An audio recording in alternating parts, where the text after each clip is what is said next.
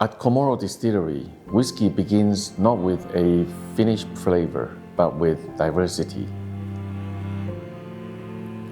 For this exhibition, I would like to show that each cask mature spirit represents a distinct character, its own structure, its own texture, and its own sense of balance.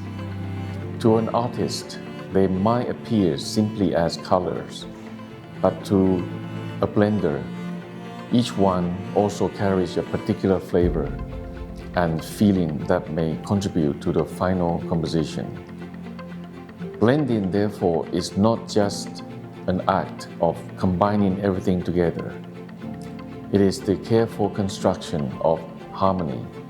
Each element is selected with intention, guided by experience, restraint, and proportion. In the spirit of Japanese whiskey, we seek harmony through balance where structure and elegance coexist. Our first release represents the first realization of this artistic conception, a whiskey shaped through disciplined blending, guided by harmony and balance.